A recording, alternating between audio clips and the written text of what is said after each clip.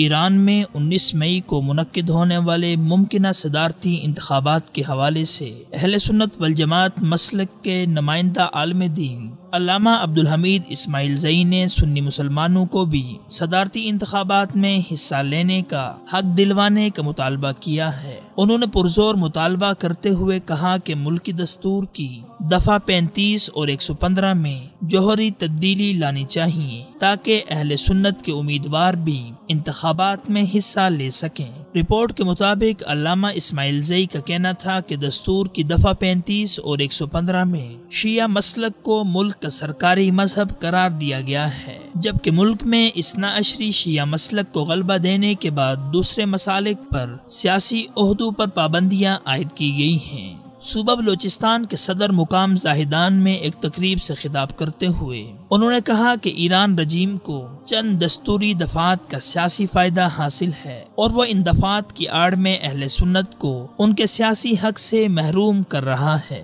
جبکہ دستور کی انہی دفعات کے تحت اہل سنت مسلک کے کسی شخص کو صدارتی انتخابات میں حصہ لینے کا حق نہیں ہے۔ ایرانی بلوچ سنی مذہبی رہنما کا مزید کہنا تھا کہ ایک طرف ریاست یہ دعویٰ کرتی ہے کہ وہ شیعہ اور سنی کے درمیان کوئی تفریق نہیں کرتی، مگر دوسری طرف قانون میں اثنا عشری شیعہ مسلک کو ملک کا سرکاری مذہب قرار دیا گیا ہے، جس کے نتیجے میں صدر مملکت تک کے تمام اعلیٰ عہدے اہل تشیع کے لیے مختص ہیں، جبکہ اہل سنت کو قانونی پیچیدگیوں میں بند کر دیا گیا ہے۔ انہوں نے دو ٹوک الفاظ میں یہ واضح کیا کہ اہل سنت مسلک کے پیروکاروں کو صدارتی انتخابات میں حصہ لینے کی اجازت حکیمانہ، متوازن اور مناسب فیصلہ ہوگا، مگر اس کے لیے دستور میں ضروری ترامیم ناگزیر ہیں۔ چونکہ دستور وحی الہی نہیں ہے، اس لیے ہرگز ایسا نہیں ہے کہ اس میں کوئی تبدیلی نہ کی جا سکے۔ خیال رہے کہ ایران کے دستور میں صدر مملکت کے لیے شرائط بیان کی گئی ہیں۔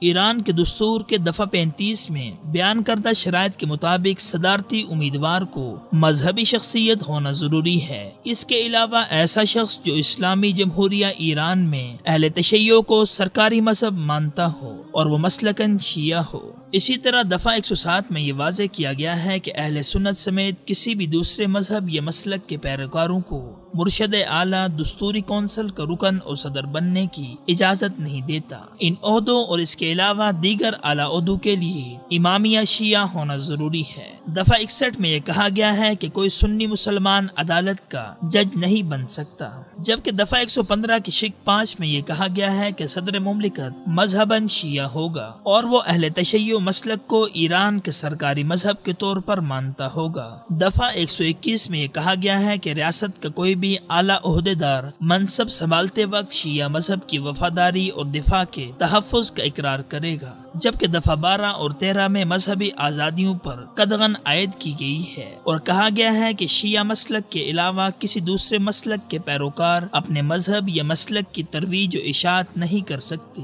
اسی طرح سنی مسلمانوں کو ایران میں اجتماعی عبادت کے لیے مساجد تک تعمیر کرنے کی بھی اجازت نہیں ہے، جبکہ دستور کی دفعہ 2 میں یہ کہا گیا ہے کہ ایران کا سیاسی نظام امامت، قیادت اور اجتہاد کے جاری عقیدے کی بنیاد پر استوار کیا گیا ہے۔ ملک میں اسلامی فقہی امور میں اجتہاد کا حق صرف شیعہ علماء کو حاصل ہوگا، جبکہ اہل سنت مسلمانوں کو یہ حق بھی نہیں دیا گیا ہے۔ دیکھا جائے تو ایران کی کل آبادی 80 ملین نفوس پر مشتمل ہے، جس میں 15 سے 17 ملین آبادی اہل سنت مسلک کی نمائندگی کرتی ہے، جو کہ کل آبادی کا 20 سے 25% ہے، جبکہ مغربی ضلع کردستان، جنوب مشرق میں بلوچستان، شمال مشرق میں چولستان، خلیج عرب کے ساحل پر واقع علاقے آذربائیجان، عربستان، جنوب مغرب میں الحواز، شمال مشرق میں خراسان، جیلان اور شمال میں تالش شہر اہل سنت مسلک کے لوگوں کے اکثریتی علاقے قرار دیے جاتے ہیں۔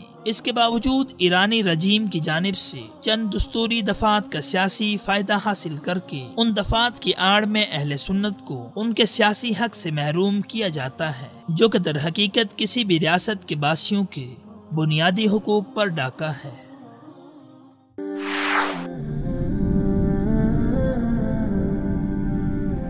وصال اردو،